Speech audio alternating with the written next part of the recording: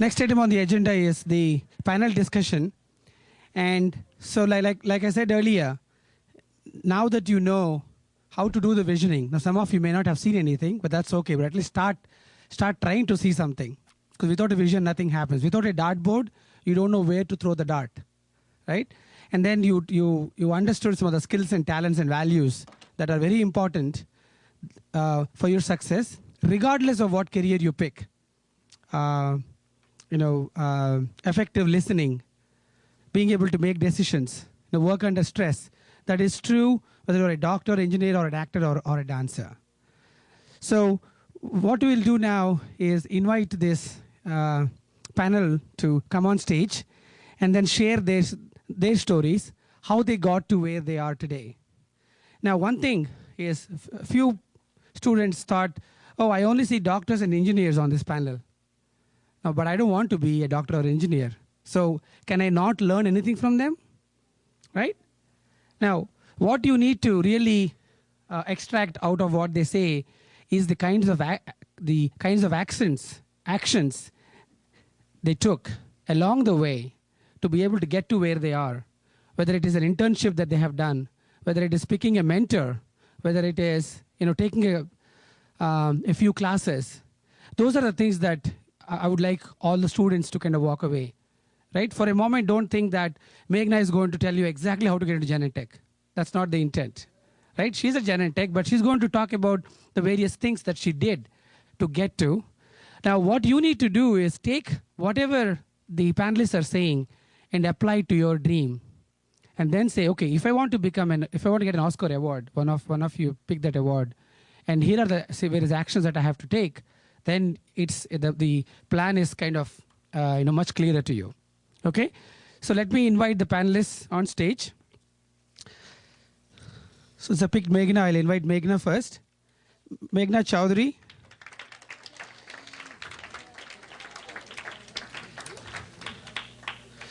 So Meghna went to Wharton for her MBA, and she did her bachelor's at Stanford University, and she's now a market planning manager at Genentech.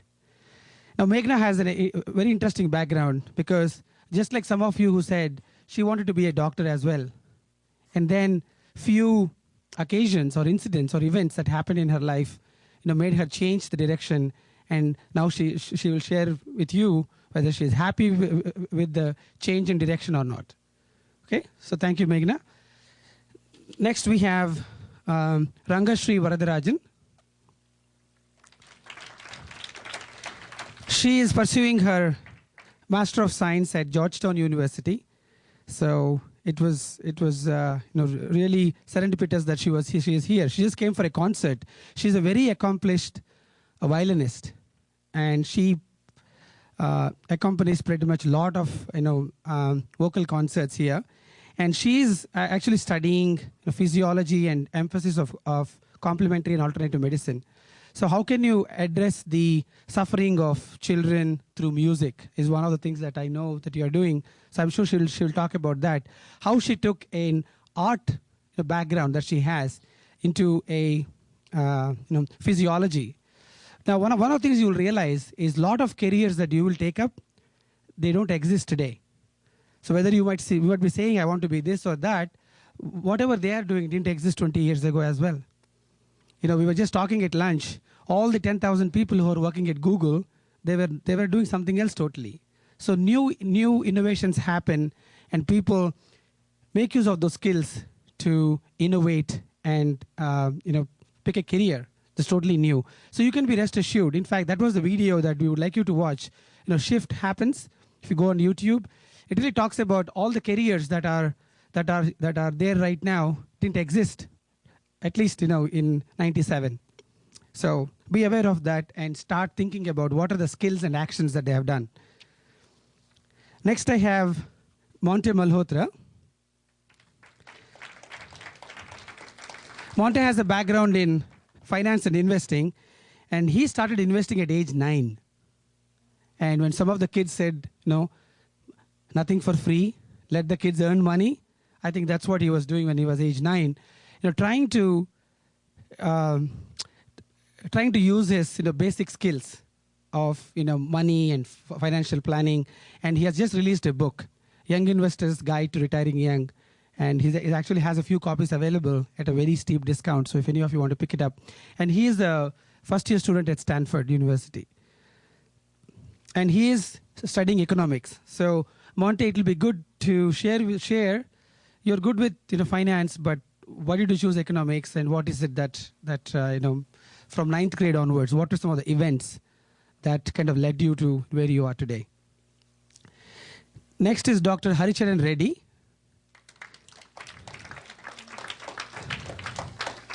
Hari flew in from Johns Hopkins or Baltimore just for this panel. And I know his family quite well for several years. The last time I saw him, he was just finishing high school. And since then, he has done quite a bit. He got his Doctor of Medicine from the Northeastern Ohio University's College of Medicine, and is currently pursuing a fellowship in diagnostic neuroradiology. And very enterprising guy. I've known him, and his mom and dad are extremely proud. And one of the comments he made is, what? When I was doing this, I didn't have anything like this today. So he's really eager to share what are some of the things that you should be taking advantage of. So welcome, Haricharan. And Shrey Prasad. So he's going to be studying at University of California, San Diego. He's going to study electrical engineering. So we do have an engineer. So we have an engineer and an economist and a doctor and a marketing manager and a complementary medicine person. So I think they should be able to, between them, really give you the skills and the things that they did to get to where they are. So the topic of the panel discussion is building and successfully executing a career plan from high school onwards. Now, those of you who are in 7th and 8th grade, I can tell you, this is really an excellent opportunity, because this is when you need to start paving that path. That's why we said from high school, what all did they do to really get to where they are today? So the format of the panel discussion is that each of the panelists will make an opening statement, whatever they want to share with you. If they really want to sing a song, they will do that too. And at the end of, once we go through all the 5 panelists, then there will be an open question and answer session. And so we know what we will do is we will use different color cards. So both the parents and students get to ask questions, and we will moderate the session. So who wants to go first? I think we can decide how to go first. Okay. All right, let's give them a warm welcome. Yeah.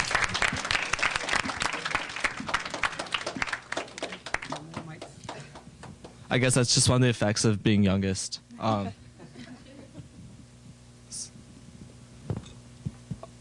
This is a type of presentation.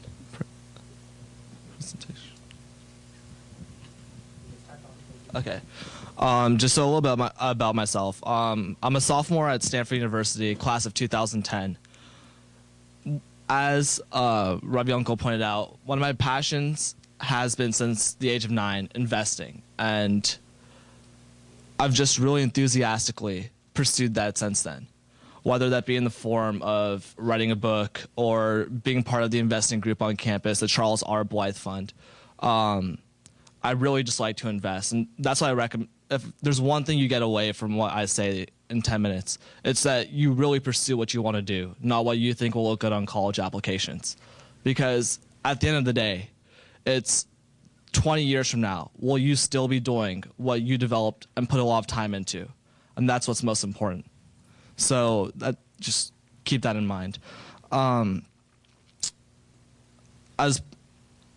As part of my free time, my friends also ask me to help them with their college applications. And just last year, I helped a couple of my friends with their applications get into some good schools like Harvard, Princeton, Stanford, University of Chicago, Columbia, and Cornell. So just if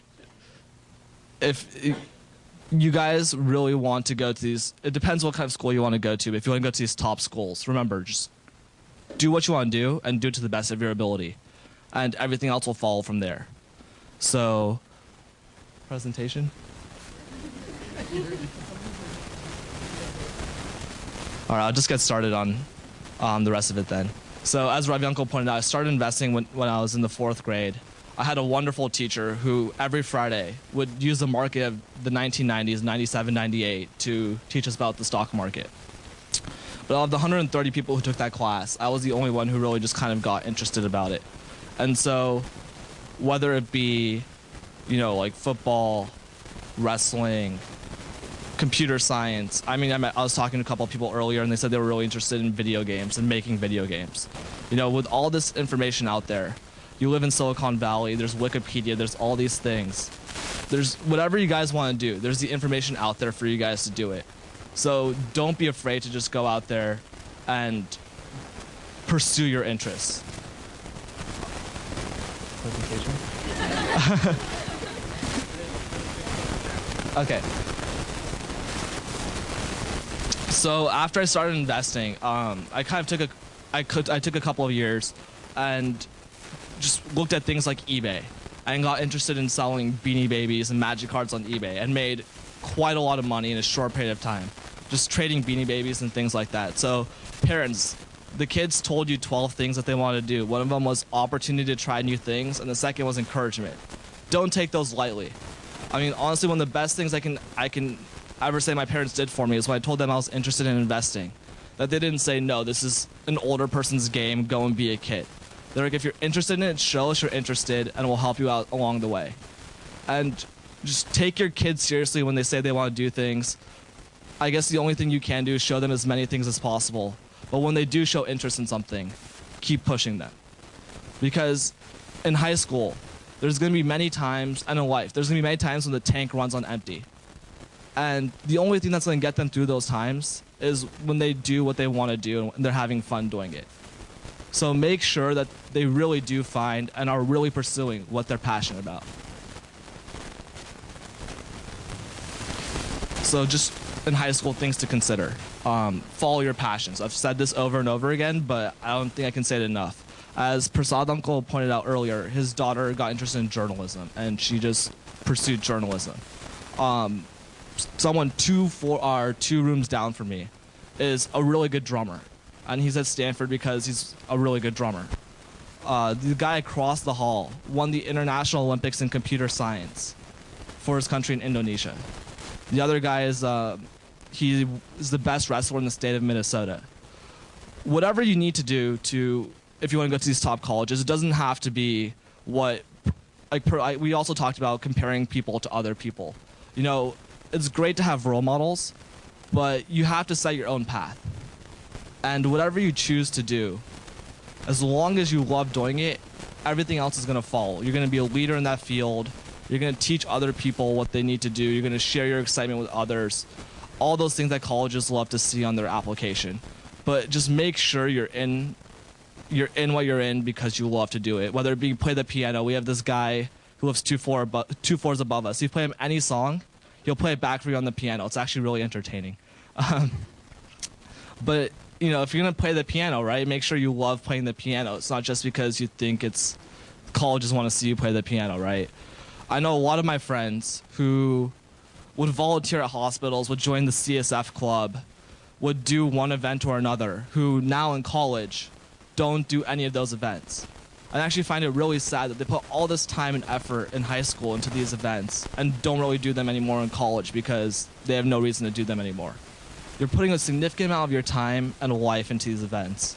Make sure you have fun doing it. Make sure, if you're interested in computers and you need to volunteer for colleges, you want to have volunteer hours for college, teach older people how to use computers. Teach younger people how to use computers. Do something that you're related to. Just don't think that there's one thing that you can volunteer in.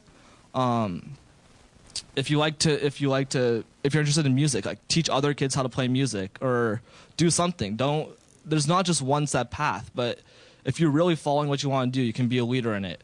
And I guess that requires, parents to just encourage their kids to go out there and do that. But there's not one set path to get to college, to get to anywhere you go. Just make sure you have fun doing what you want to do. And this, I guess, a second point off of that is don't worry what other people think. I remember what it was like to be in high school. It's only 2 years ago, but it's really hard to do things that are different because your friends don't want you to be doing different things. You want to be with your friends, you want to be popular, but being a leader means that you have to be at the front of the group. And so there are going to be times where you're going to have to say, look, I want to do this, and it might not be what everyone else is doing, but I like to do it. And that's another reason why you have to follow your passion, because there's going to be times, for example, I was interested in investing. Everyone told me, this is for older people. What are you doing, right? Like, you're a kid, be a kid. But you got to take that passion and transfer it to them. You got to say, look, I'm interested in investing for this reason. You need to be interested in investing because when you get that money, then you can go spend it on like nice cars and on dates and fancy things, and just show them why what you're interested in can be beneficial for them as well. If you really like, I don't know, if you really like to play the piano, right? And like for some reason other people aren't interested in music. You can be like, look, playing the piano stimulates mental capacity and makes you smarter, right? Just like get them interested in what you want to do, but be a leader in it. And I guess that's kind of a derivative, because if you really like to do what you do, you will be the leader in it. You will be better than other people. And it'll just naturally come to you to be the best in that field. Lastly, just make sure you have fun. I mean, being a kid only lasts for such like a short amount of time. Make sure that you like do go out there and you do go hang out with your friends and you do go to those parties. Parents, don't think this is like giving your kids a green light. There are priorities. You do need to pick your spots and what you want to do. But just remember that you still do need to have fun. It's not all about studying. It's not all about SATs. Having a complete balance is really crucial.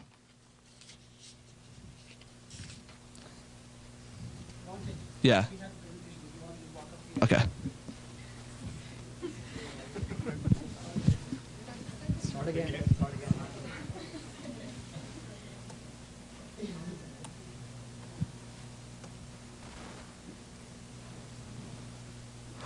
At some point, I'll recommend that you do some kind of public speaking event, whether it be speech and debate, mock trial, something. It really helps out in the long run. All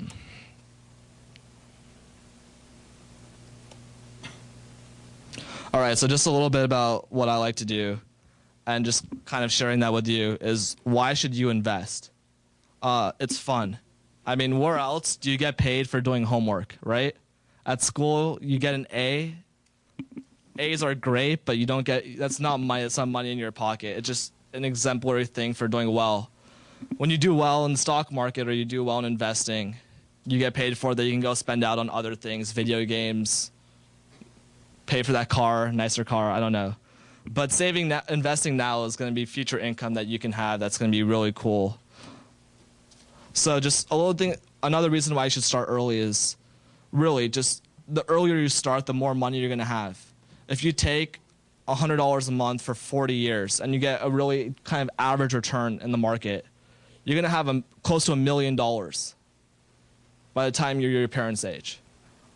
So tell your parents that, you know, whatever you need to do, if you have a birthday party, for example, you get $300.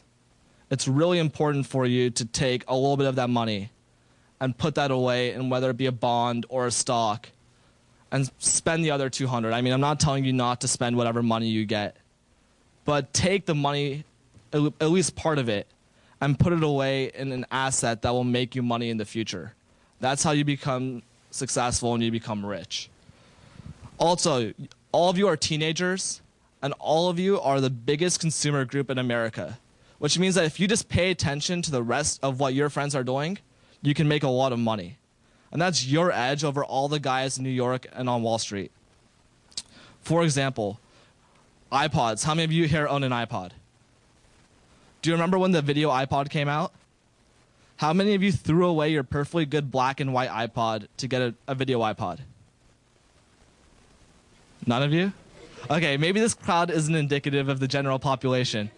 But I remember at my high school, everyone told me that they were going to get a new video iPod because it was just a cool thing to have, right? And they threw away their perfectly good black and white iPod. Maybe they just gave it to their parents. I don't know. But But if you're a kid and you realize that kind of trend and you invest in Apple, you would be doing very, very well for yourself right now. So just make sure you use those trends to your advantage. Just remember, it's fun. You get paid for it. You have and it'll do well. You'll do well for yourself if you kind of start early because you'll get into the good money making habits, all of that. But just going back to the high school part of it really quickly.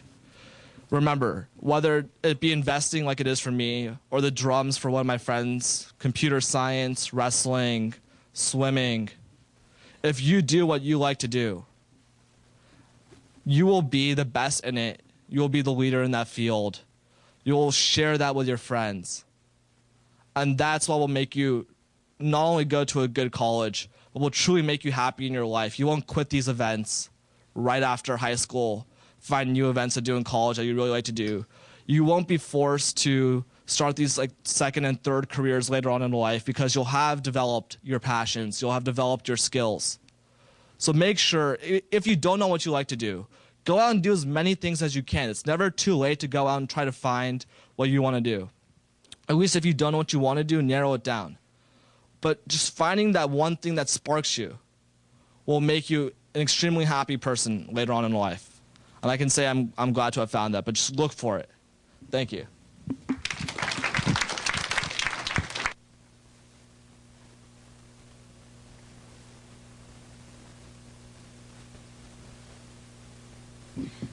There you go. Oh, this one's on. Testing. All right.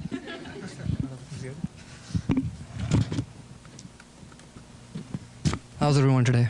Good? Great? All right.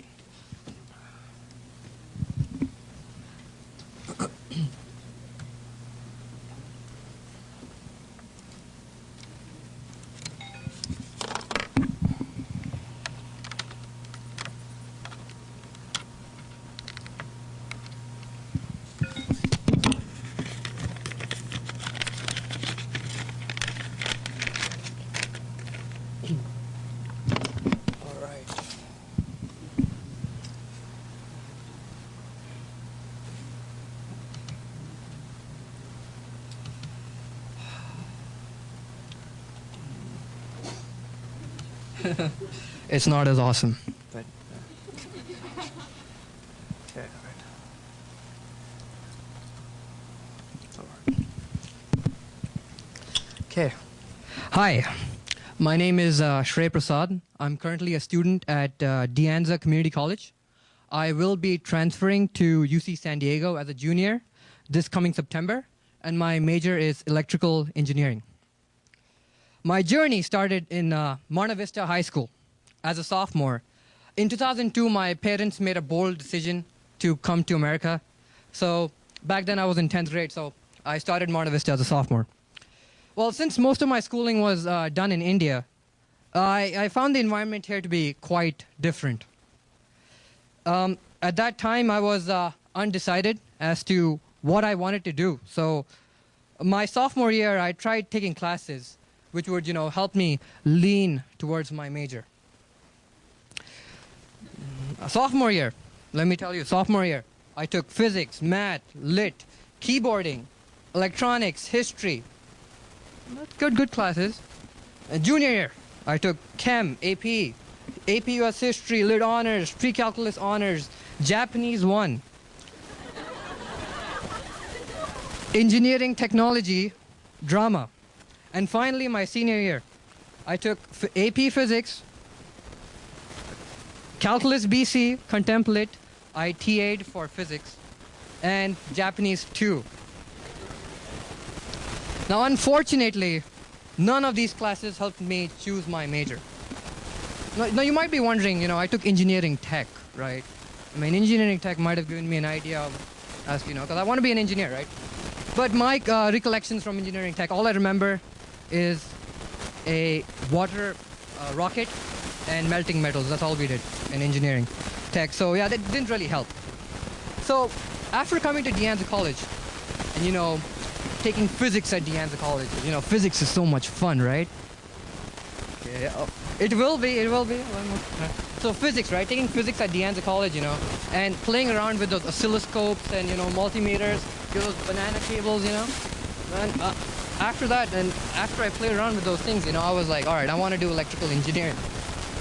So looking back, I learned more about what not to do and what I might have done differently if I were to go back to high school now.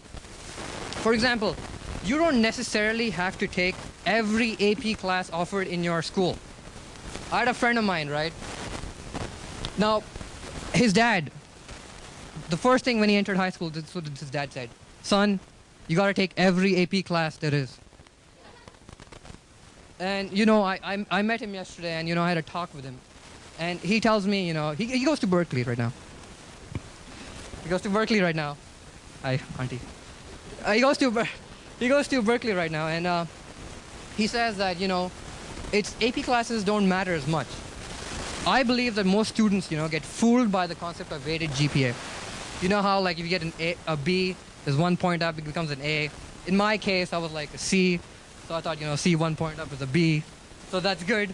Oh, it's not good. Trust me, it's not good. Your unweighted GPA is what, really matters. So, taking a moderate load, and getting a 4.0 versus taking a really heavy load and getting a 3.5, the 4.0 is better. But, I'm not trying to discourage you from taking AP classes. If you can handle AP classes, right, then, take them. That's great. But the moment you see you're slipping, drop them. As soon as you can, just drop them. Okay. All right. So how many of you guys are familiar with SATs? Can I get a show of hands? Who knows SATs? All right. A lot of people know about SATs. Okay. How many of you guys are sophomores? Sophomores? Sophomores? Sophomores?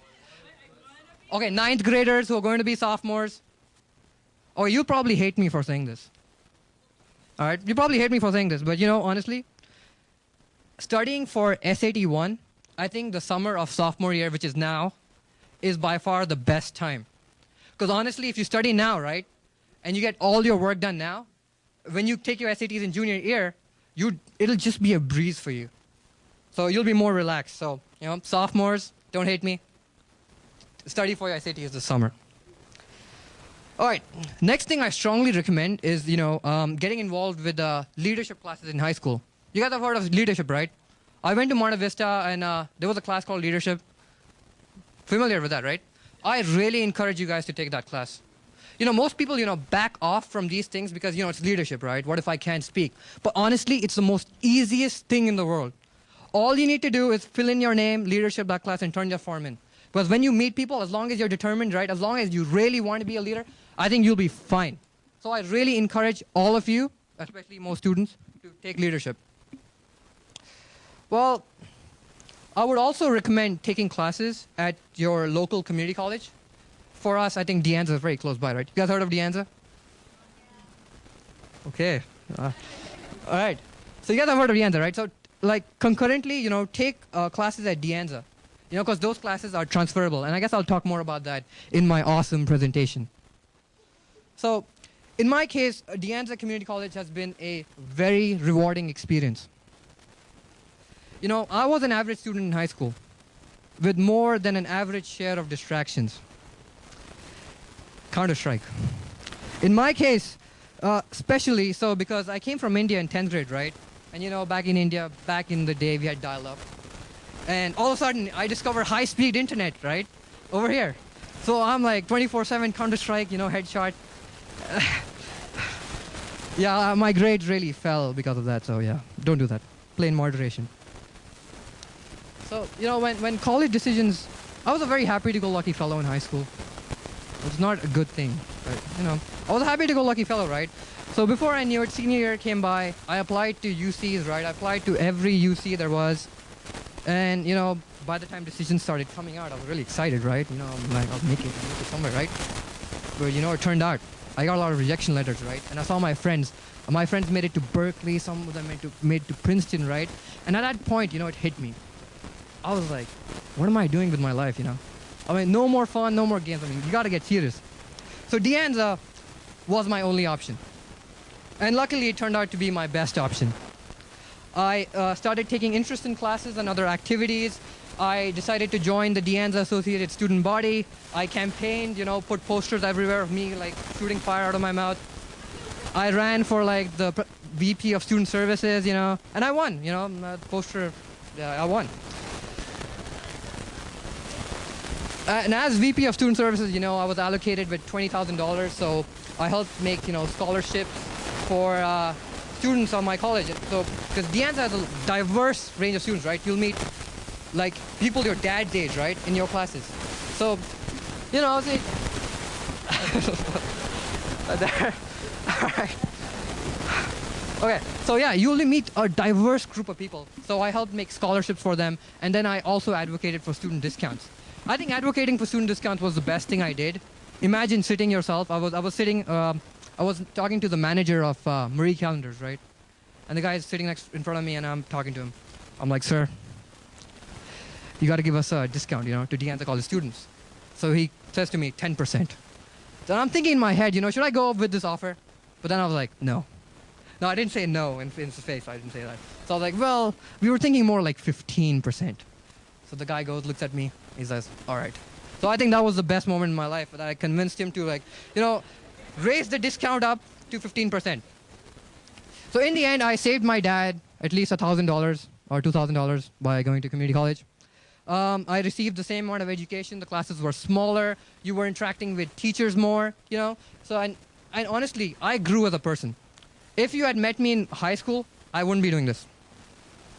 And I wouldn't be as funny. Actually, I would be. But anyways, I wouldn't be as funny. And so there are a lot of advantages of going to, community college. Now, in my PowerPoint, I want to talk more about, like some of you guys aren't like really decided as to what you want to do, right? Am I right? Can I get a yes? Yeah? All right, okay. That's too much. So, ta-da. This is the mother of all websites. For those of you, right, who are really interested in knowing, in fact, who are undecided, right, and you want to know about, what I want to do. So I want to do electrical engineering, right? But in this slide, I chose mechanical. So if you go on this website, assist.org, right, you can choose an institution, a community college. So in my case, that'd be De Anza. And then say for fun, we choose an agreement with Berkeley. All right? And then pretty much, so on that page, you see like a list of requirements for Berkeley for mechanical engineering. And on the left are classes in Berkeley, and on the right are equivalent classes at De Anza. The black circle represents classes at Berkeley, and the red circle represents classes at De Anza. Now the beautiful part about all this is, like as I mentioned, to concurrently take classes while you're in high school. So say you want to take a De Anza class, you should go to this website, and if you already know your major, right, you can take that class. Say in this case, you can take English 1A, E-Write 1A at De Anza, and when you apply from high school, right, those classes will already be credited to you. So you don't even have to worry about taking those classes again in your four-year university or whichever you're transferring to. This is a great way of avoiding AP tests as well. Because AP English exam, I took that exam, I failed. So I actually did, yeah. So AP English, right? It gives you credit for Berkeley English R1A. Now say you don't want to take the AP English test, right? You can take E-Write 1A and 1B at De Anza, which are easier. And for those classes, you'll get the same credit. So this pretty much works for biology, chemistry. So you can go on this website, right? And it'll give you everything that you want to know. So especially for high school students, especially sophomores, even juniors, even seniors, if you guys want to, get done with some of your coursework that you're going to take in the future, you can just come to De Anza, take a bunch of classes, and get it done. All right. Finally, if, you're not happy with your options. Say you're not happy. Any seniors here? Oh, you graduated? Okay. Well, say you're not happy with your options. I had no options, but still, I was very unhappy. So say you're not happy with your options, right? Okay, I'm going to use UC Merced. Does anyone go to Merced here? Okay, I can safely say UC Merced then. So UC Merced, right? Say you have an option between UC Merced and going to De Anza. Now, I would really encourage you guys to pick De Anza, because the chances of transferring from De Anza to a UC are much higher. And it's much, I wouldn't say easier, but there's less competition. So the chances of you getting in are, are solid. De Anza also has guaranteed transfer. So, for example, we have a guaranteed transfer with San Jose State. We have a guaranteed transfer with CSUE, who transferred to Berkeley. In fact, a lot of people transferred to Berkeley this quarter, I would say. I didn't get into Berkeley, but, I'm happy with San Diego. It's not a bad school, and you guys should definitely look into that. So, thank you. Oh, I'm not done. Sorry, I forgot I had one more slide. If you do decide to go to De Anza, I really encourage you guys to join the De Anza student body. By far, you'll get such good experience. You'll meet some of the most fantastic people, and you'll just make friends for life. So that's it. Thank you.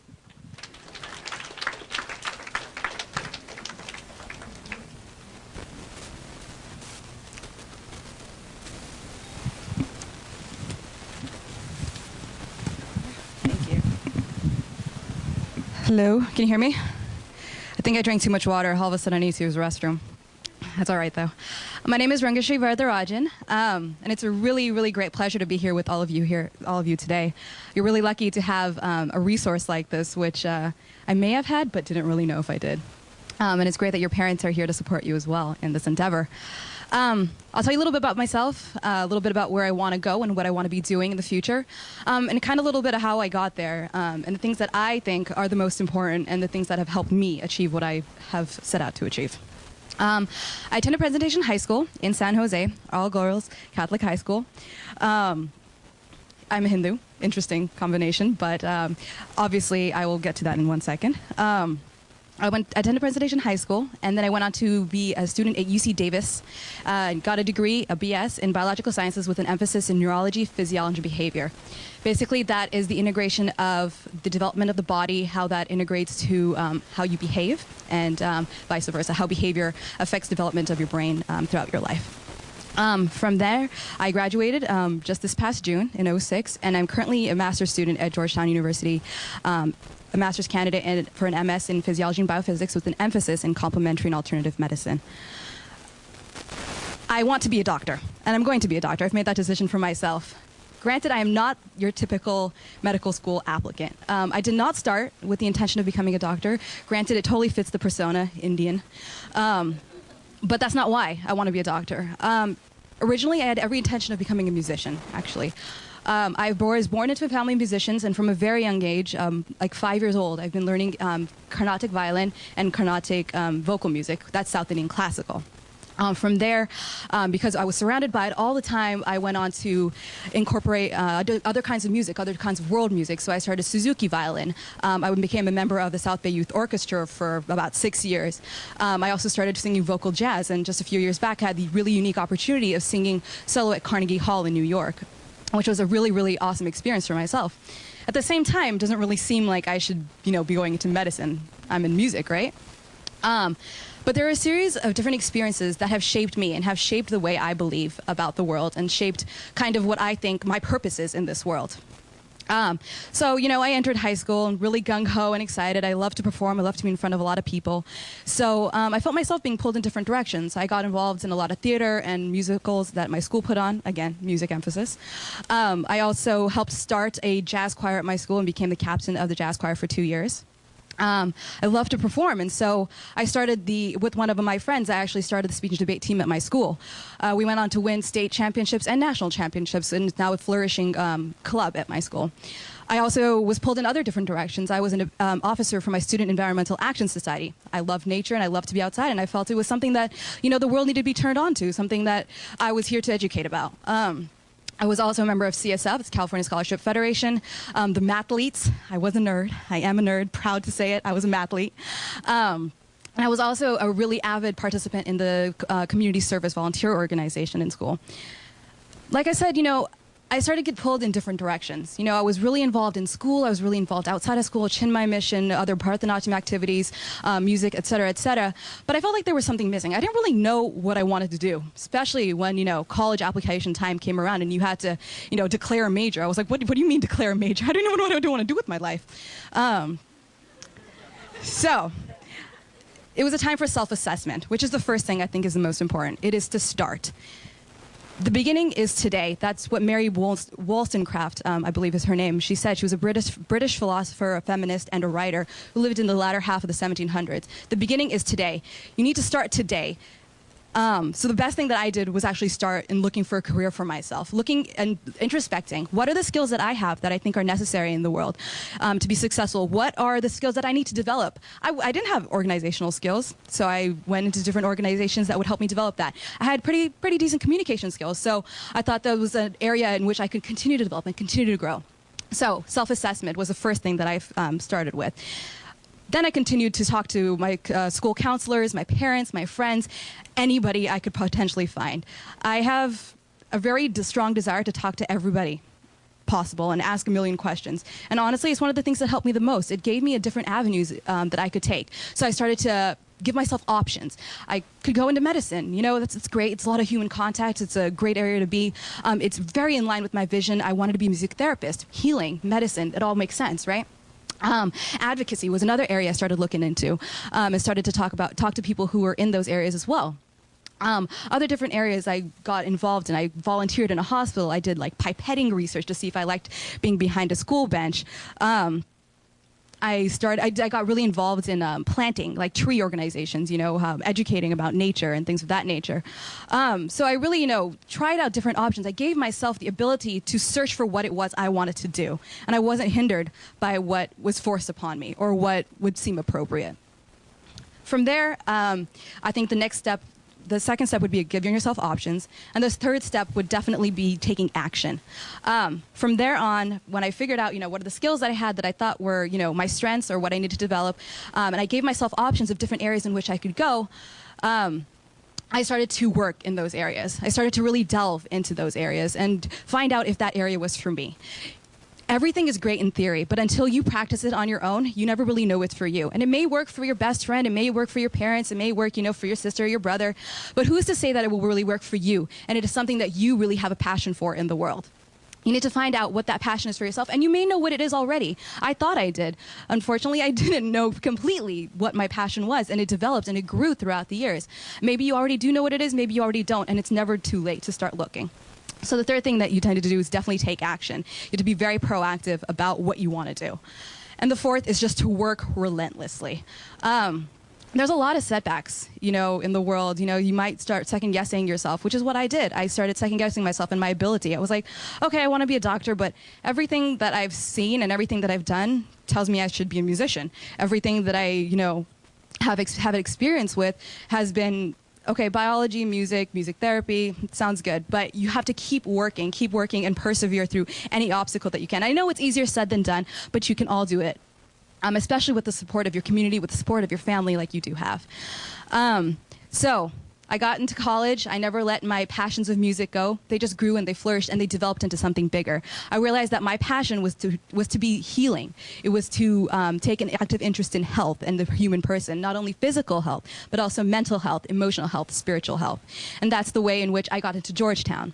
The program that I am now in is an emphasis in complementary and alternative medicine, with a special emphasis on physiology and how the two interact. Basically studying things like acupuncture, homeopathy, Ayurveda, traditional Chinese medicine, seeing can or whether they should be used in the conventional medical setting today. It's a really controversial area, but it's something that really interested me. I'm not the typical medical school applicant, as I said earlier. I took off some time after school to get a master's first. I will be working for a year after I have my master's in August. And then hopefully, everything willing, I will be attending medical school. I don't think that there is one particular path that is the right path, but I also do think that you have to be willing to embark upon many different paths, and understanding that career planning is a lifelong process. It's not something that just happens today, you have a plan, and that's it. For some people it might be, but it is one of those things that changes over time, and it changes as you grow and you learn more about yourself. Right now, I want to be a doctor and I'm interested in cancer research and treatment, and more in particular, cancer research treatment for children who are living in rural areas. And because of that, I've started a research project at Georgetown University Cancer Center, one of the premier cancer centers in the country, looking at music therapy during chemotherapy to see if there's any sort of therapeutic effect there. The one thing that I can tell you that I think potentially everyone up here can agree with is the fact that it has to start with you. It's great that we have a support network, and it's great that you have resources like this that you can use. But in the end, it's about you. It's about the work that you put in, and it's about the active interest that you take in your life. Career plans, they change. Your passions, they will change. But the fact that you have to live your life does not change. And you have to take an active interest and work to the fullest of your abilities. Try to push yourself, try to challenge yourself. As you all mentioned earlier, you want to be challenged, you want to, you want power, or whatever that might be, in whatever areas that is, continue to challenge yourself and continue to persevere through any obstacles that you may come in contact. I know it seems like high fleeting mumbo jumbo at this point, but it really is true. I'm a testament to that. My thoughts, my passions, they changed. I'm never going to let go of my music because that is a passion of mine, and I plan to definitely put it into effect in my practice of medicine. And I'm a true testament to the fact that, your passions and career plans, they do change. And so it is a lifelong process. So you don't have to have the answers right now, but I think you have to be willing to understand that you may need to search and work very hard and diligently for those answers. Cool? Awesome.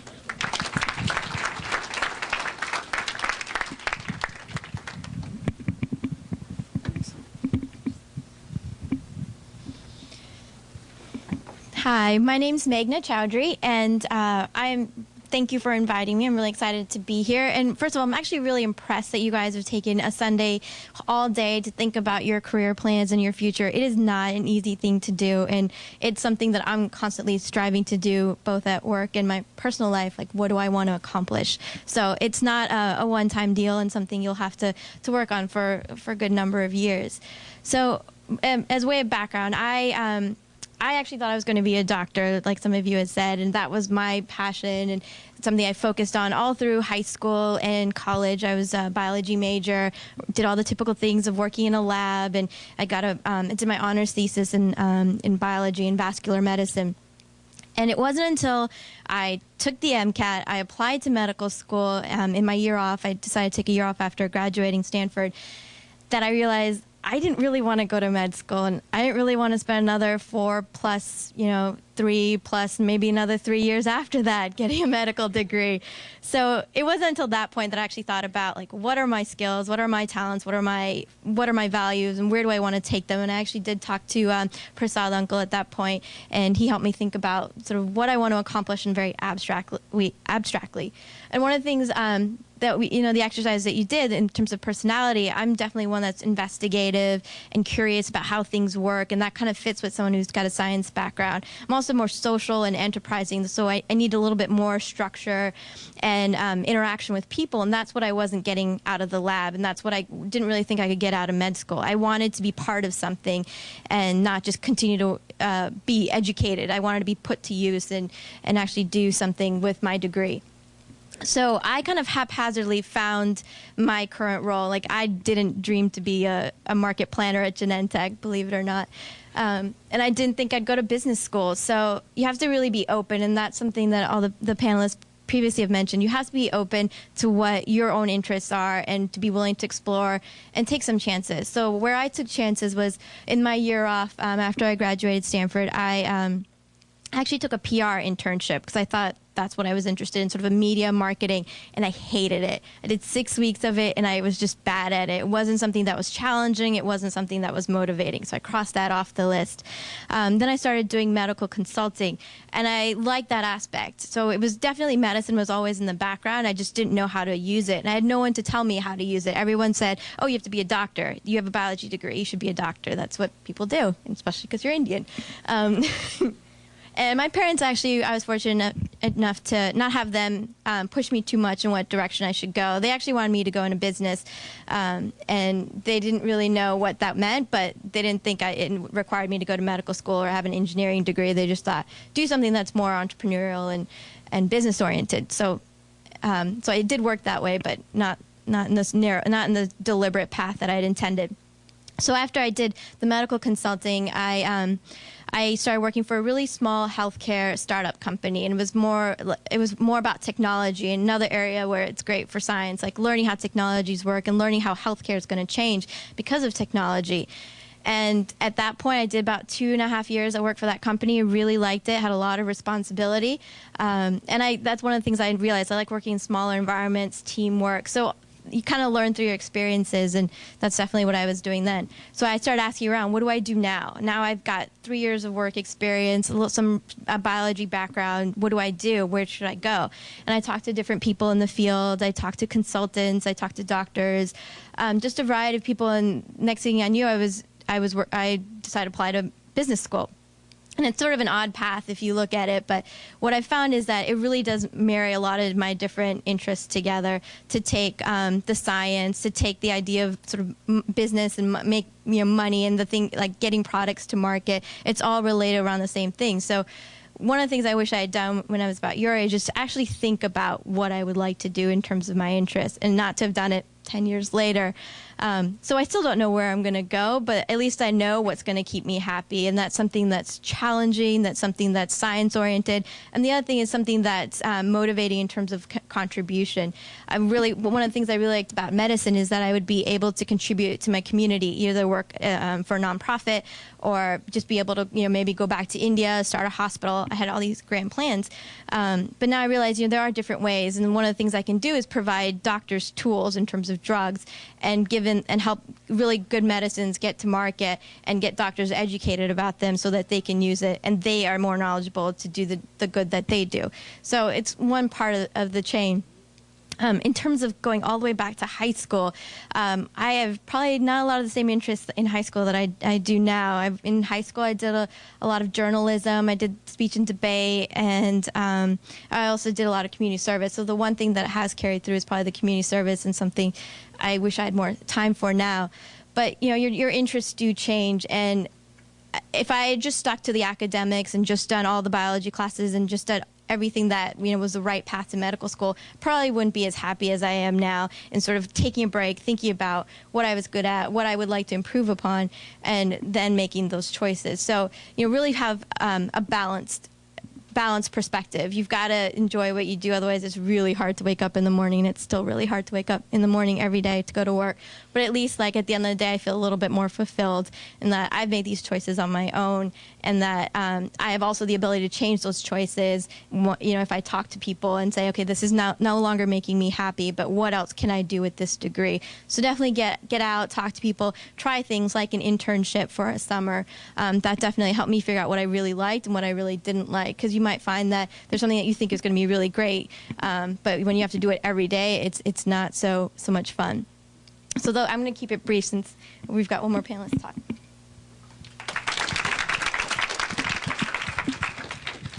Hi, I'm Hari. I'm one of the more, typical Indians. I'm a doctor, and I pretty much went straight through.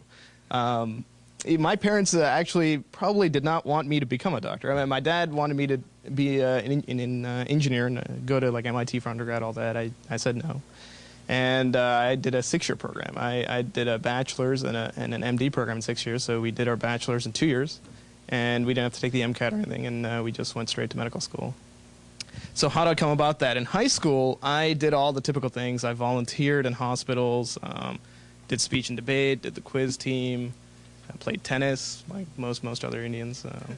And just very active, was a leader, student council, this kind of thing. And those activities really help you later on in life, I think, especially speech and debate, leadership, that kind of thing. Public speaking really helps you out.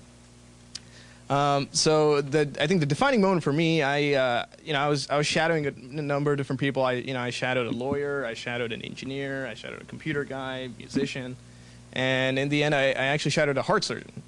And what he was doing and how the patients were really appreciative of his work and they're really excited that he was helping them, that really swayed me toward medicine. And that's why I chose medicine. And I figured that out, I guess, sophomore year of high school. So I guess one of the learning points here would be just to kind of shadow as many people as you can, kind of find out, what different jobs are like. I thought, engineering, it's really boring, blah, blah, blah. But they do some pretty cool stuff. In medicine, I was like, what do they do, and I went to like general medicine. I shadowed a pediatrician. All that seemed kind of boring. And then surgery really appealed to me. So definitely try to experience as much as you can during high school, all the different clubs, all the activities, and all the different programs that you can go to. And then from there, so I did an accelerated program. So basically, I didn't have to. The reason I did that because I didn't want to take the MCATs. Didn't want to study in college because we just had to maintain, I think, a 3.0 GPA, so it was very good. Basically, 2 years of party time, and then med school is med school. And you work during that. And then I thought I was going to be a surgeon, but then surgery, general surgery wasn't too appealing. And then I saw how much they work. They really work. They're on call a lot. And I was thinking about neurosurgery, and they do a lot of spine surgery, which to me was pretty boring. I just want to kind of deal with the brain, but they do a lot of that in private practice. So then I really didn't know what to do. I was almost going to go into some sort of consulting with McKinsey. I was like, I really don't want to do anything in medicine.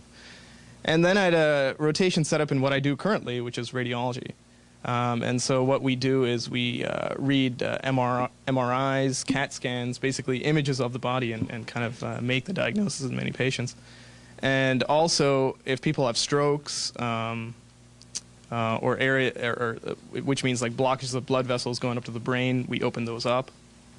And that seemed really satisfying, so then I went into radiology, and now I'm doing neuroradiology. So that's kind of what I've done. I think the most important thing in high school was just just do a variety of things to really find out who you are and what you like.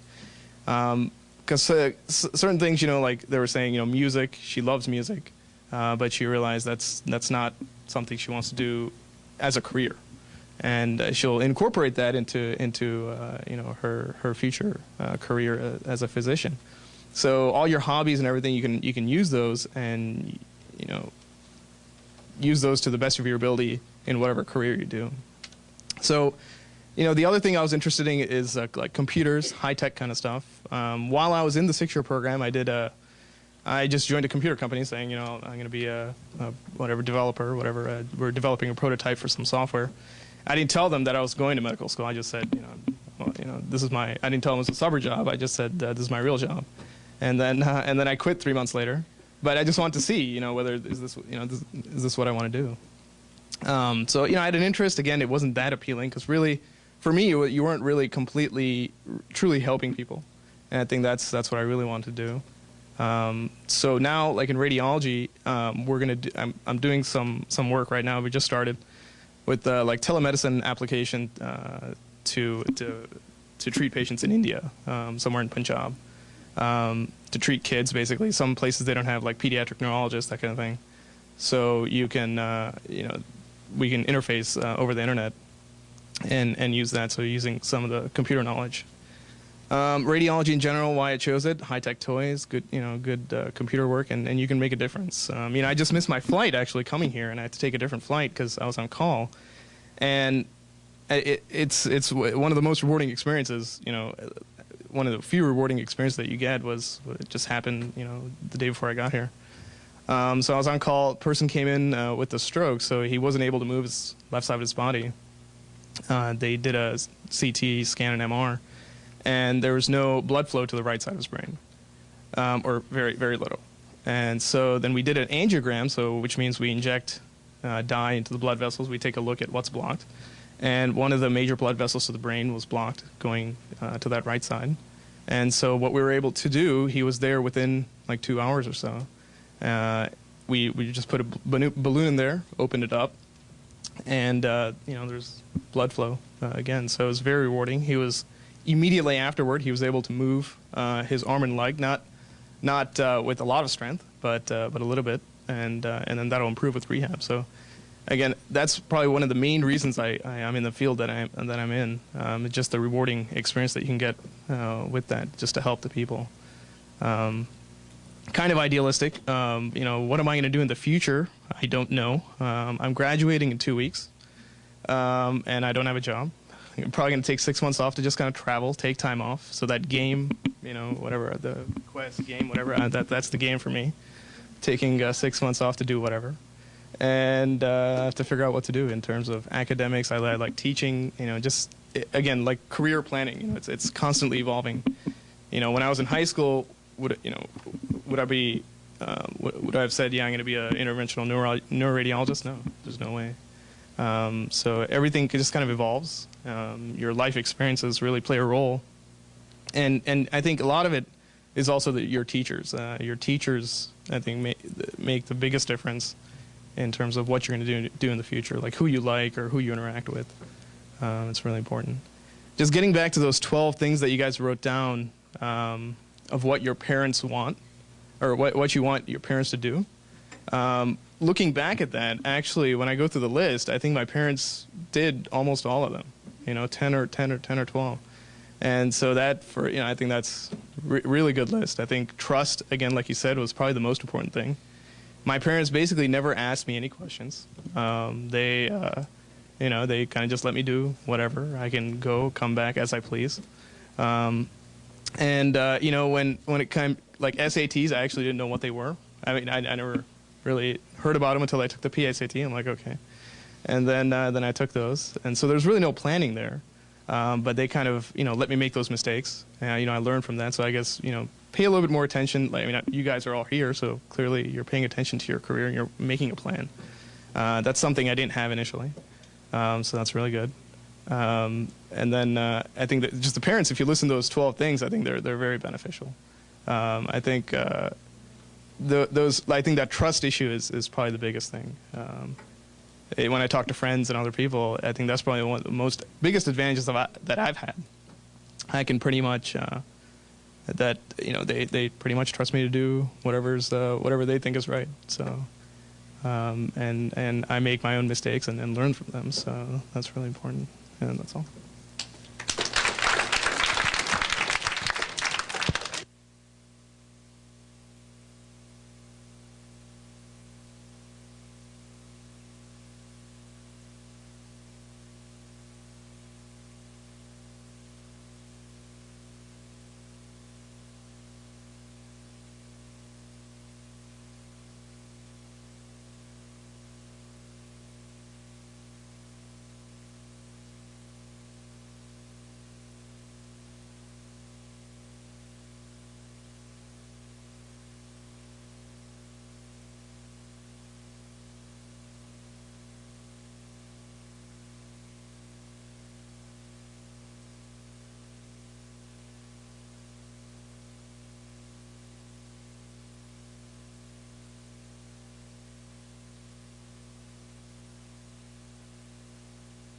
A good one.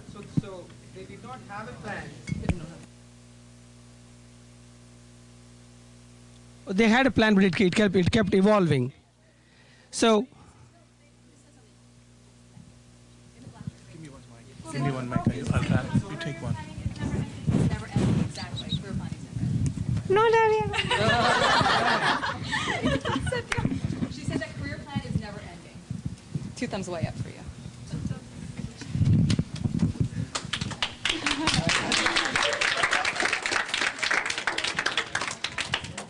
okay, so now is the time to actually ask them questions. You heard them all, but all of them actually mentioned the kinds of activities they have done, right? Because it's about experience. Internships, like Shruti, you did an internship, which definitely I'm sure was very inspiring. You learned a lot. And everybody talked about doing a lot of different things: leadership, social service, doing something for the planet, taking biology classes.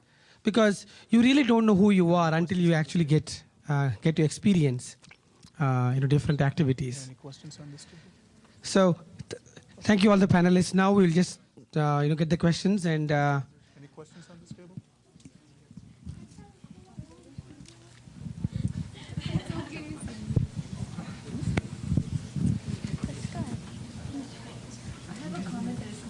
Okay.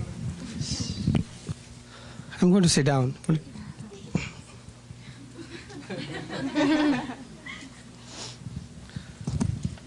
So, Jayanti, you're going to moderate the parents' questions, right? So I'll give you all the blue cards. There's one here. Okay. So this question is for students who went to Stanford, I think Meghna and Monte. How hard did you have to study to get into Stanford? Do you want to take that? Yeah, I'll take that one. You're a little closer to it.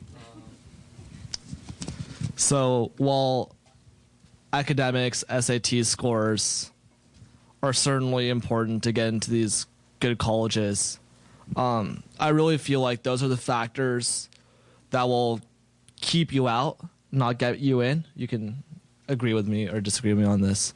It's really kind of what you do on the side, the story behind you, that they really look at. I mean, there's a lot of smart kids that they reject because all they did in life was study. When you get on campus, they want you to contribute to the culture, interact with the other kids, bring an element that only you can bring. And so I guess I'd really encourage you to go back and be like, yes, I studied, I got good grades, I got good SAT scores. They're all certainly important. But I also did this, and I really enjoy doing this. And when I go to Stanford, I'll continue to do this. Or when I go to this college, I'll continue to do this. And I'll contribute to the school in this way. And that's really what you need to show if you want to go to one of these good colleges. So I don't have much more to add. I completely agree. It is really about who you are as a person and who you're gonna and what you're gonna contribute to the school. And it's the same even for graduate school. I sat on admissions for Wharton, and we have really great candidates. You know, perfect GPA, near perfect GMAT scores that we turn down because when we look at activities, we look at leadership, it would just be empty. They didn't do anything but just work really hard and look really great in terms of numbers, but as a person, there wasn't a lot there. And I think that's the same in colleges. And I mean, you probably see it in your school already when you do honor roll and stuff like that. There's a lot of kids on the honor roll. There's a lot of kids who are really smart, but you've got to go a little bit beyond that and be that individual that's going to stand out from the crowd who has good grades, but then also a great story, like Monte was saying. Now, let me ask you a slightly different question. Was everybody at Stanford a straight 4.0, or did you find people with different talents who were not? I would say there was definitely a range of people. Like there are people who really struggled in math and stuff and were better at the creative. So there's a range of people. Not everyone's got the 4.0 and you know great in math, great in English, great in everything. But what you'd see is there's at least a consistency in terms of drive. Everyone had, for whatever reason, had done something like take violin and be able to perform in orchestras. Like that's something really unique and not a lot of people can do. Or that they became captain of their speech and debate team and went to state. Those are really hard things to do, and that makes them stand out. So just because you're involved, like you could list probably 10 different things you're involved in. If you don't take that extra step to be like, this is really what I'm passionate about, then you don't really stand out. And that's where the range comes in. Like everyone can kind of do the work, but people stand out in different ways. Again, it's really just the story behind the person. That we all come from a range of socioeconomic backgrounds. And frankly, coming from the higher end of the spectrum in life, we are disadvantaged in college admissions because they do look at the fact that you had a silver spoon in your mouth, the fact that you can't afford these prep classes. So when they look at your application, they expect you to have higher SAT scores, higher grades than people from other areas. And so while there are people that certainly aren't necessarily as smart as you, I agree with her. They look at the drive behind you. Why did you study? Was it just to learn the information and get past the test, or did you really care about the information in the class? What drives you as a person, the story behind you? So, yeah, there are people who aren't necessarily as smart as people who in your high school would get rejected, but they do have the determination, the drive, the passion, and that's what they really look for. Monte makes an excellent point, is that you need to be able to tell your story. right? Through high school, what is your story that stands out from the rest of the people? I know, in fact, on the 25th of June, the speaker we have as part of the industry awareness lecture series, she actually in the top 100 tennis players in the country, and she got into Stanford. I don't know her GPA, but basically the point is a Stanford or an MIT. MIT is probably different, but a Stanford, they do not want all of the students be a 4.0. Then the place becomes very, very tough place to live in. They are looking for a variety of backgrounds, a variety of interest levels into various activities. So they look at your excellence in sports, extracurricular activities, leadership. In fact, 2 panelists today said they started a club in their school. Because Monte, you were into investing, but who in high school would talk about money? They only can think of wasting money, not investing money. So what did Monte do? Okay, I'll start my own club, right? Then I think Rangashree, did you mention something about earth-friendly club? 2 clubs. So that's the drive that universities are looking for, right? You want to do something, it doesn't exist, you have the leadership to build, and that's what a lot of good schools look for. It's not GPA alone. Okay, the next question. I think we talked about it. They want to know how to get into Stanford, what are the requirements. I think I just mentioned that really all of you students, make your story a exciting one, and really it is always good to be in a situation where you reject a university rather than university rejecting you, and it's a great position to be in. So any of you want to add how to get into Stanford? Can I just add something to that? If you go through high school and you do activities because you think it will look good on your college application or colleges want to see you do that, not only will you not get into the college, but you'll be extremely disappointed with yourself because you won't have fun doing those activities. Make sure you set your own path, you do what you want to do, and everything else will take care of itself. Even if you don't end up going to a place like Stanford or Harvard, the world is full of people who went to other schools and are still very successful. So don't be caught up with, I have to go to Stanford, I have to go to Harvard. Do what you want to do, and you'll be far more happier than you ever would have been. I think there's a difference between true success and setting a single goal for yourself. We live in a very diverse multicultural society. That means we live in an area where people come from a variety of different socioeconomic backgrounds, from a variety of different cultures, from a variety of different interests and education levels.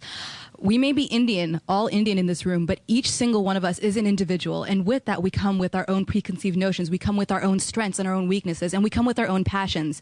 It's about portraying the fact that you are an entire individual, that you have an interest in whether it might be helping your environment or whether it means treating somebody for an ailment that they may have. There's something special that you can offer to any university that you go to. And there's nothing wrong with aspiring to go to Stanford. There is nothing wrong with aspiring to be the best in your class. But I think it's also about understanding that you are an individual, and there's so much that you can offer that is outside of just grades. That is not saying that grades are any less than anything else, but everything is as equally as important. They all are facets of the human being that you are first. And portraying that, I think, is of utmost importance in getting an acceptance and being happy where you are and being successful in the world. Just one comment here. Getting into a top school like MIT, Stanford, Harvard, I think what they're looking for is, it's not just the variety of activities like I was talking about. You should do everything, but if you're passionate about something, delve into that. Be the best you can be at that thing. So be passionate about one thing. And be diverse at the same time, and I think that will really help you out in these places. For example, there's me and this other guy were in high school. We had good GPAs. The other guy just basically all he did was just study, and I did all this other stuff, and so he didn't get into these schools, and I did. So I think that's the difference. I think you just want to be passionate about something, not just studying. It's not just the GPA. It's what you like to do and follow that. It's not just about books. I know in California, everyone's with all the Asian population and the Indians here, people, I've heard stories about, oh, there's a competition to get into like the best kindergarten or something like that, and it's not just about the books, that's not what it's all about. And so definitely, regardless of where you go, even if you don't get into Stanford or Harvard, you can, if you go to a different college, just be passionate about whatever you do, and you'll succeed. It's all about success in life. It's not just the names that you have on your resume, although they will help. But it's really about your passion. Here's a question from a parent, and I would like actually all the panelists to make a comment. If you were to do it again, what would you do differently? And it's mainly for the students here. What would you do different if you suddenly went back to 9th grade?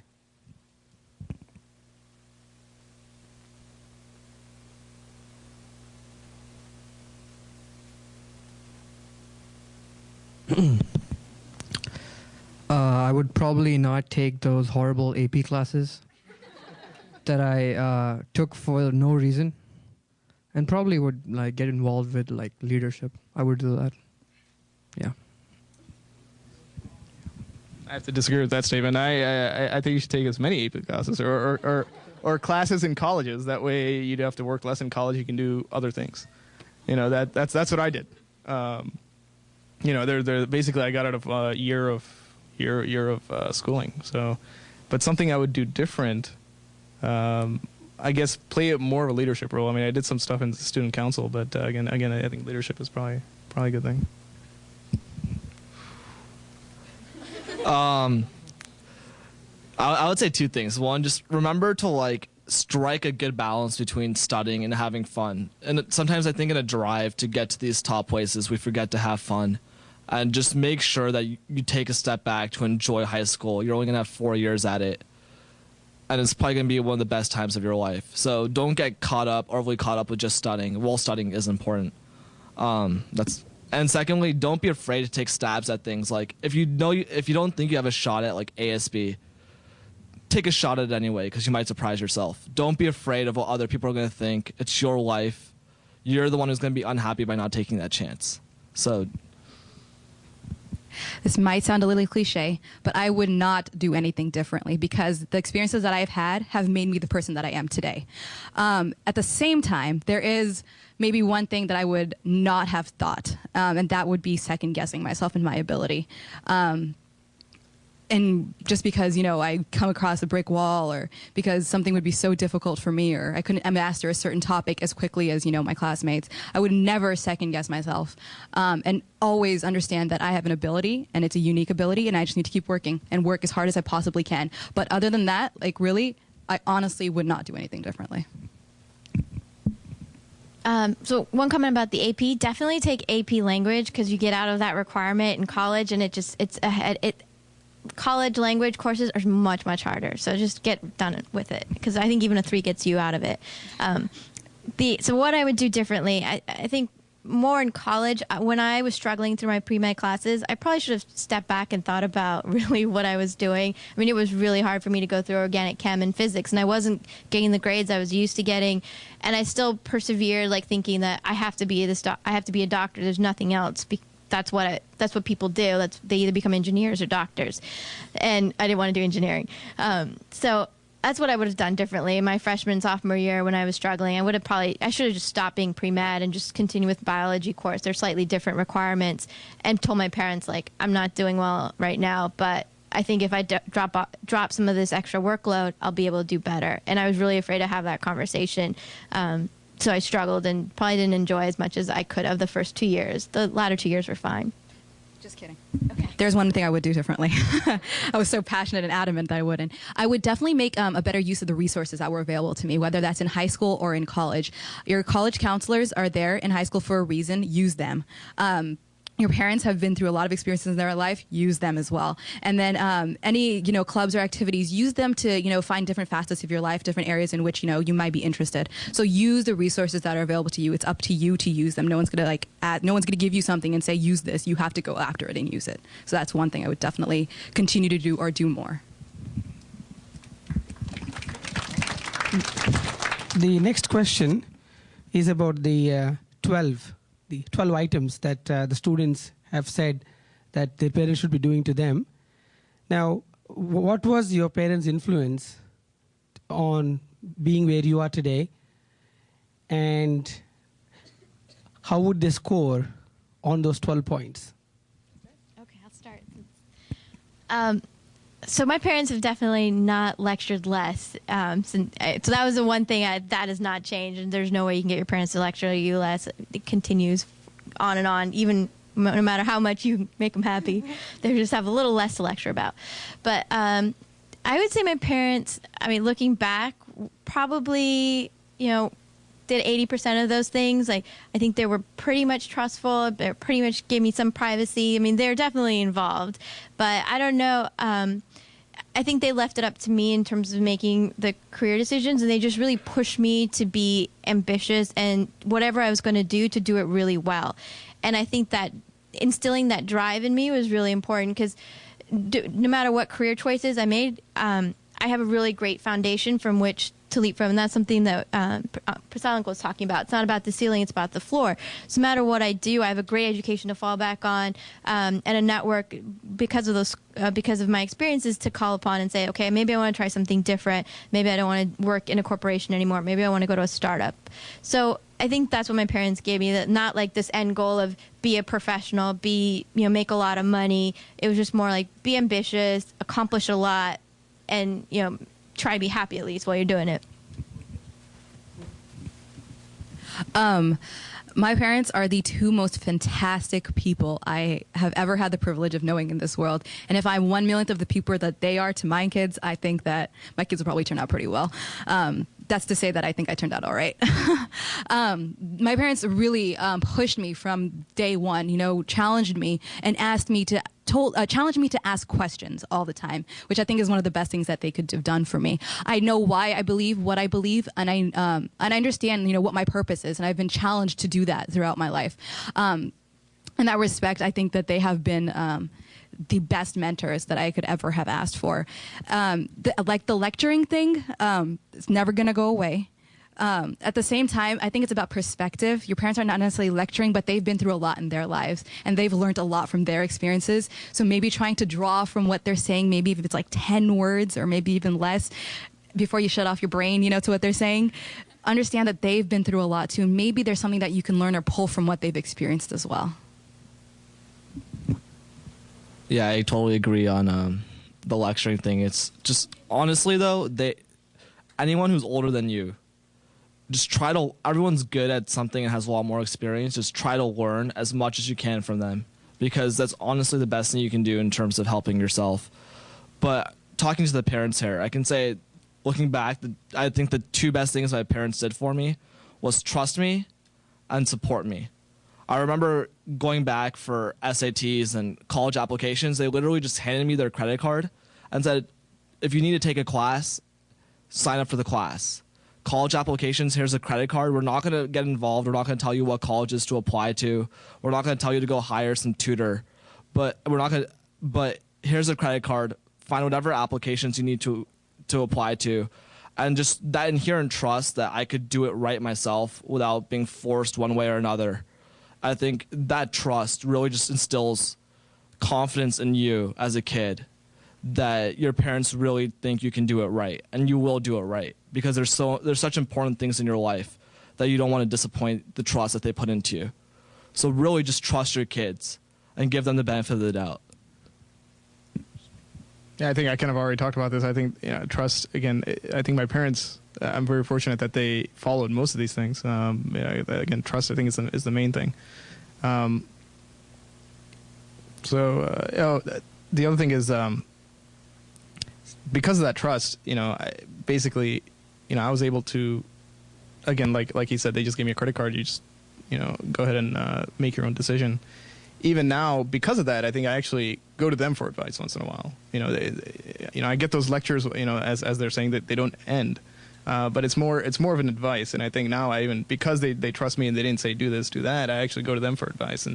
And even then, sometimes they don't tell me what to do. So it's actually kind of difficult there. But again, those 12 things are very important, I think, for the parents, and that'll really help the children become their own, and they really succeed.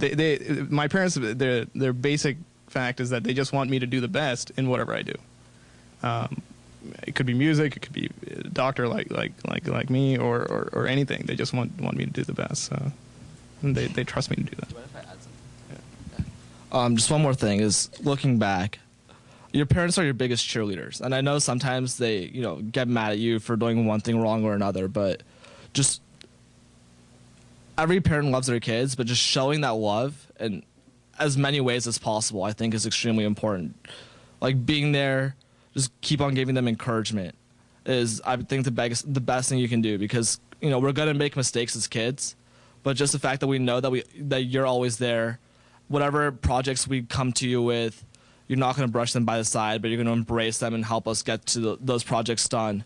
I think that's the best thing as parents that I think, I don't know, as kids we don't really give you enough credit for, but it's one thing that I think parents do well and can do even more, is just make sure that you're always supportive of your kids no matter what happens. Anytime they come to you with a project, even if it's the most ridiculous idea ever, just support them and try to make it possible for them to achieve that idea. Just one more thing. This lecturing, being the oldest, I'm 29, so the lecturing definitely decreases. Now there's pretty much nothing, but there's always something new. It's not education. Now it's only, why aren't you married? So, it never stops, but it'll keep going. You married? All right. So my mom and dad, they had different views. My mom was the one who used to lecture me a lot. And my dad, on the other hand, as long as I was getting decent grades, he was like, it's okay. But one of the few things, whenever my mom used to lecture me, right, she was like, Shrey, why aren't you studying? Why aren't you studying, right? I used to play computer games like I mentioned in my slide. So I used to rebel a lot. I used to rebel so much, because whenever my mom used to tell me, why aren't you studying, I would never study. And honestly, and like I mentioned in my PowerPoint, I realized this late. I realized this at the end of my senior year when I didn't get into the colleges that I wanted, right? How important, like if I had actually listened to her, right, and actually, studied, I could have done something else, something better. So I know you're all 7th, 8th graders, and at this age, I don't think you get that realization. But I mean, if your parents tell you, you should study, I think you should listen to them, because honestly, they really are thinking for you. And honestly, if you don't realize this now, you'll realize it right at the end. And it'll be a kick. It'll be a kick in the stomach, and honestly, when you'll realize it. So it's best to realize it now than later. So just trust your parents. They always think for the better. Excellent points. One comment I want to make, I think all of them said about, that the amount of freedom they gave to these students here.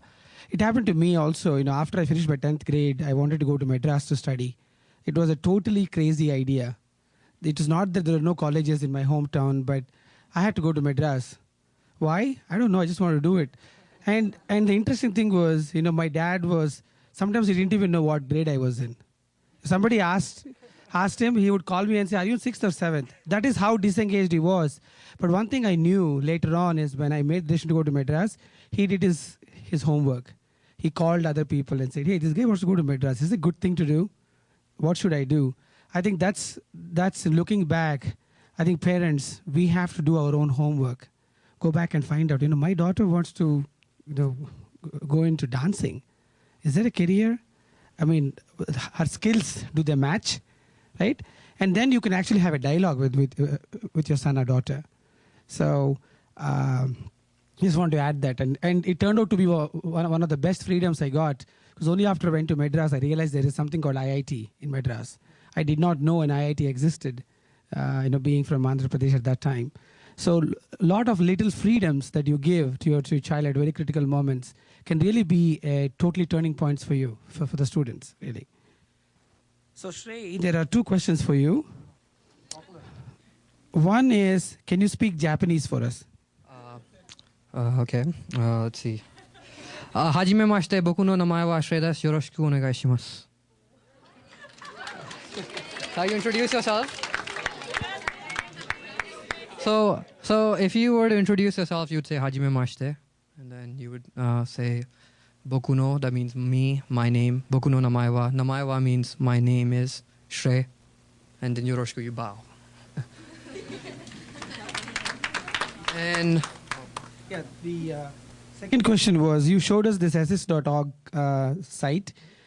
Is it purely for De Anza or is it for any community No. colleges? it's actually, for what I showed you, that was for De Anza. But if you go on that website, there are more community colleges. But I think De Anza has the most transfer agreements with most of the schools. But yes, there are definitely more community colleges up there on the assist.org website. What commission do you get from De Anza? That's my question. Commission? Man, I work for free. Pay me with food. Just kidding. Don't take too much AP classes. Actually, his point was take AP classes as much you can and keep the grade. And so that's the message I think every kid should understand. Yeah, what I meant was, what I meant was, you know, if you're horrible at English, do not take AP English. You know, I mean, just take AP classes that you like. I'm not saying do not take them at all. That they're horrible. Just take whatever classes that you enjoy and that you like.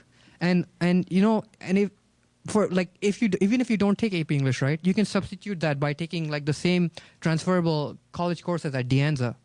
And when you apply, right, from high school, they ask for your De Anza transcript, right? So you will get credit for those courses, so you don't have to take them again as a freshman. So I mean, those things you can do. Yeah, one comment I want to make, definitely don't misunderstand him and say, you know, Shrey said no AP classes. Because I get this question a lot. Parents ask me, how many APs should a person at Monte Vista take? 6, 7? I don't think there is a right answer for any of this. But really, I think there are two things that I have found what universities look for is whether you have an increasing load when you go from 8th, 9th, 10th, 11th, and 12th. Or are you always choosing the easy path?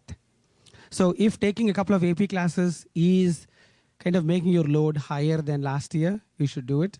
But I think Shrey's point is if you're not able to cope up, nobody's going to see how many AP classes you did. They're going to look at how you did. That's very important. And you need to know when to jump out rather than end up with a bad grade.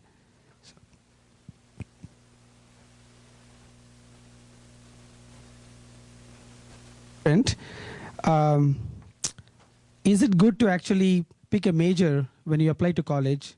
And if you do and then decide that's not what you want to do, can you change it? Change your major, especially Stanford.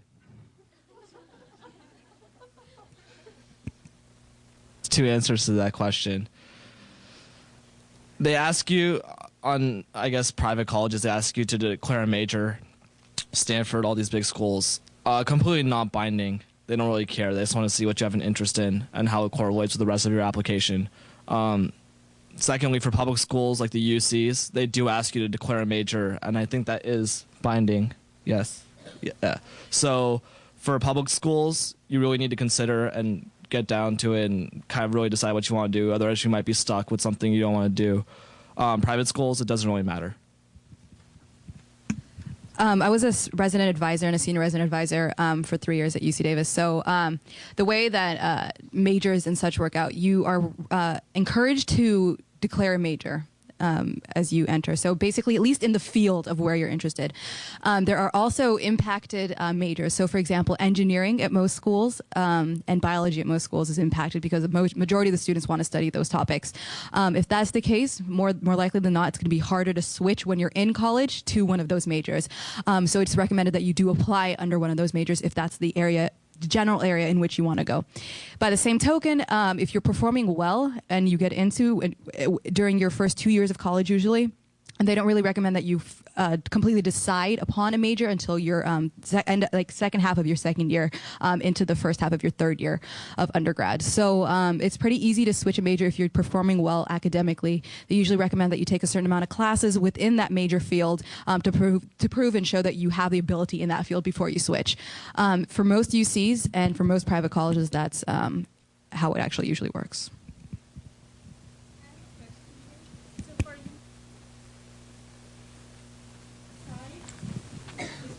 For an impacted major, it's very recommended. Very recommended. So on a scale of 9 to 10, on a scale of 10, I would say 9 recommended that you do declare a major if it's in an impacted field. By the same token, my brother went in as a biology major into undergrad, and now he's biomedical engineering, which is an impacted major, but he performed so well in the basic engineering courses and the bio courses that were necessary to switch into the field. That is a complete possibility, and he was accepted with flying colors into the major. So if you are performing well academically, it's less difficult to get into the major if it's impacted, but it's highly, highly recommended that you do apply in that major if it's impacted in the school that you're applying to. So different schools have different impacted majors. Berkeley, for example, engineering and biology is impacted. Davis is the same idea. Private colleges are a little more lenient with that because they're smaller. But in most public colleges, I would recommend doing a certain amount of research to find out which are the impacted majors before you apply. So for the private colleges, the way that I think most of them work is your junior year is when you actually declare your major. So your freshman year, you're spending most of your time taking the freshman required courses. You've kind of little say in terms of the English you have to take, math, some other general requirement classes. Then your sophomore year, you get a little bit more flexibility in your course load, and that's when you're encouraged to take electives. And junior year is what the middle, I think, of your junior year to the end is when you have to put down something that's going to appear on your diploma and what you plan to complete. So you have a little bit of time, and that's why they encourage you to take electives, so you do figure out what it is you want to do. So I think you have actually a little bit more flexibility in the private schools, or a lot more flexibility in the private schools, I would say. Okay, then next question from the parents is how to balance while you are in undergraduate and graduate partying and dating as you are pursuing your career goal.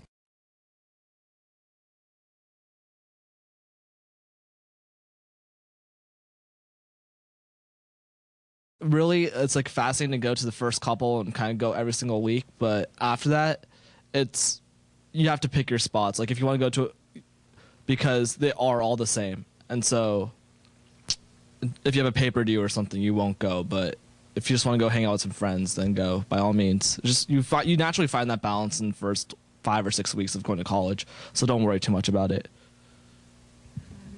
Okay, I hate to sound like a broken record, but college is to study. You're going to school not because someone else is telling you that you need to go to school, but you're going to school because you need to study. And so that should be your #1 priority. And I know it might sound, like I'm preaching or whatever, but that's why you're there. That's what you should be doing. But it's also difficult to maintain that balance, there's so many distractions, there's so many fun things to do. There's clubs and there's people, and you're living in a dorm with all these people all of a sudden, and your best friend is like next door to you. It's about setting priorities straight and understanding that not only are you a social human being, but you're a student, and then you have to be healthy as well. So you